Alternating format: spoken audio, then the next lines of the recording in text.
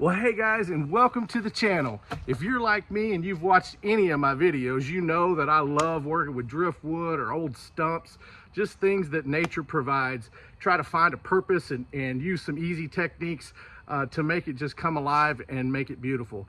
I've probably walked over a piece like this 100 times, right? This one stands about 8 feet, smooth, and you're kind of limited, right? It doesn't have really any incredible designs or anything, but today I'm going to walk you through a process of converting this into just a gorgeous hall tree or a coat rack, so to speak. And I'm going to be using an ARBORTECH ball gouge to make some details on this, give it some depth and some character. We're going to use fire on this thing and get it a little burnt, and we're going to put some nice cast iron hooks and a base. It's gonna be a blast. We're gonna make a mess, so let's go.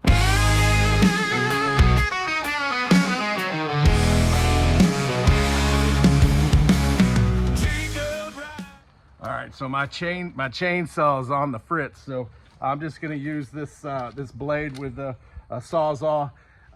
It's not always really straight, but I don't have to be exactly straight on this one because it's gonna be sitting on a metal base. So we're gonna get this cut anyway. That right here, do it. Okay, so this is from ARBORTECH, this ball gouge right here.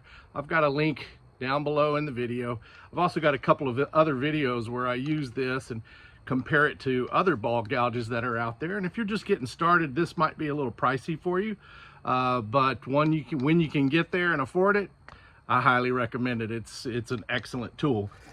So with this piece being so smooth, granted there's a couple little knots and stuff, but that adds character. And I think what I'm going to do, I'm going to test this first, but I just want to do a couple of little taps through here and make just small little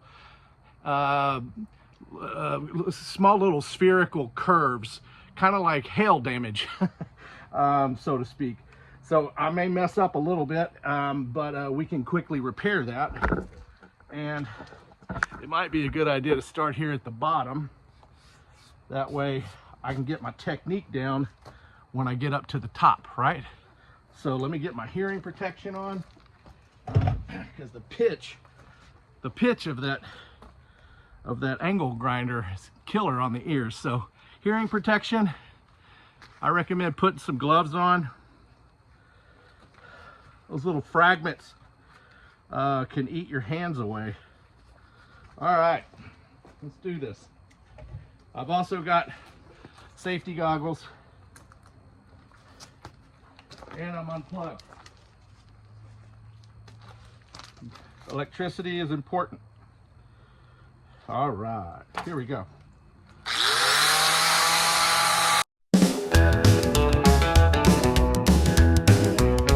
JDUB-Woodworks, wood with hands so strong, from sunrise till the end of daylight long. Driftwood and logs, each shapes a flare in a backwoods shed, where stories are shared. Chainsaw buzzes and the chisel digs it deep. JDUB guards while the town folks sleep. Faces emerge from the timber dust. All right, so you get the idea, right? I'm just doing some a little deeper, some a little shallower. You can see some pretty cool color coming through right here. Honestly, I'm not worried about color on this piece. I'm worried about texture because it's so straight, kind of plain. But you can get a good idea of what that looks like just from this, right? And we've only been going at it a few minutes. I'm going to continue this all the way up. I'll put that on time lapse, and let's see what kind of damage we can do today.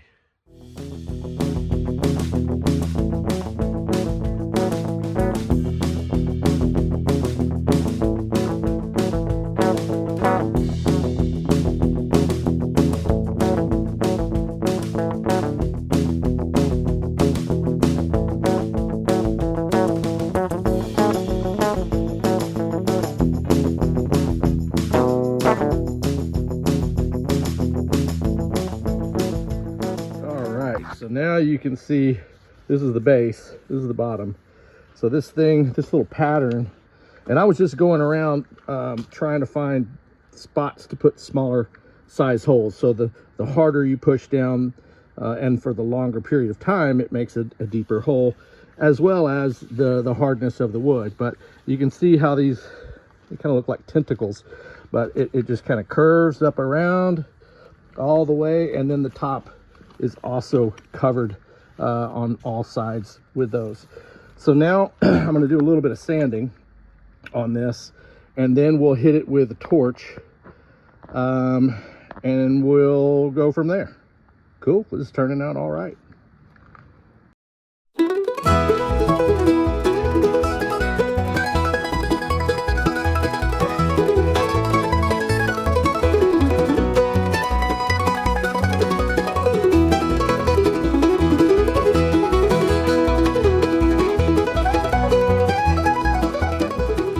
All right, well, yesterday it was 75 degrees when I was doing the work on this thing, and as you can tell today, it's a little bit cooler than that. Cold front blew in late last night, early this morning, so we're sitting at around 39 degrees now. 39 degrees is, for some people, is probably like, that's nothing. I could wear shorts in that, but not this Texas guy. When it's cold, I wrap up. So, at any rate, I am going to start hitting this. I finished off yesterday with a 120 all over the entire piece. Today I'm gonna kick that up to a 180, maybe something in the 200s, and work a little bit more in those holes and on the smooth surfaces as well. I'm not going to catch that on time lapse or on video. It's me, it's sanding, you get the idea. But once I'm done with all that, then we're going to pull out the torch. We're going to put a torch to this thing. All right, so we're just going to hit it with a little torch, and it'll bring out the colors, as you will see.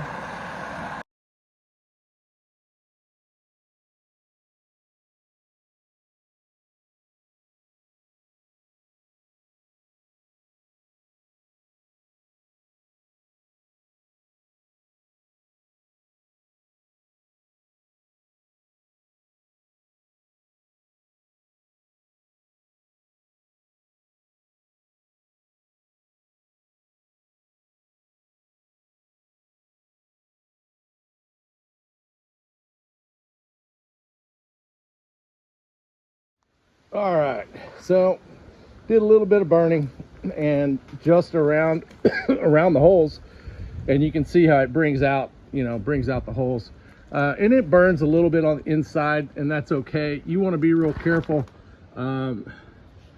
This will smudge really quite easily, and then you'll get it everywhere. So there's no more sanding to be done on this. I do need to burn the top, you can see that.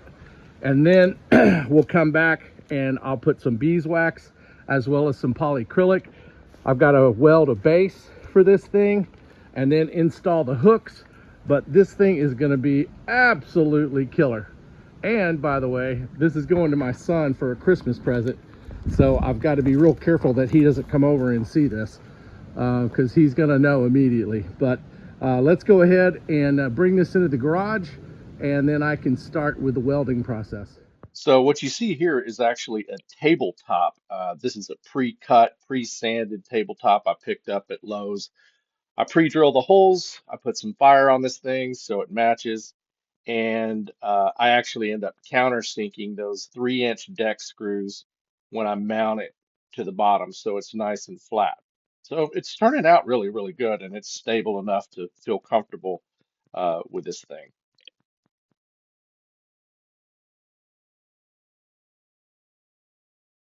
So now I just take the beeswax. It's a product I use a lot. Got it off Amazon. It's a Cargan beeswax. I've just put that on with my hand, mainly on the smooth surfaces, trying to avoid where the burnt area is. Just I don't want to smear it. But this is turning out great. It's got a nice little color and super easy to apply. Okay, so when I'm putting on the polycrylic, I keep my brush as flat as possible. I'm not trying to dab it.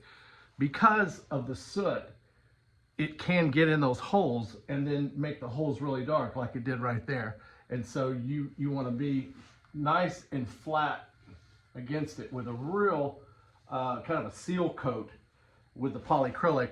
Once that dries, and it dries relatively fast. I mean, this up here is just a little bit tacky, but it's enough to where I can go back and put a thicker coat on. And so you just continue that process until you've got two full coats. Then let that dry for a while, and then I'll be able to hit the smoother sections of this piece. So I just continue to hit the surface area with the polycrylic, and it's just turning out spectacular, and has a nice contrast between the smooth and the textured sections. So I think that really brings this piece to life, and it's got a nice shiny coat. Easy cleanup with that water-based polycrylic as well. So I highly recommend that. It doesn't change the color of the wood as well, like a lot of polyurethanes or something darker wood.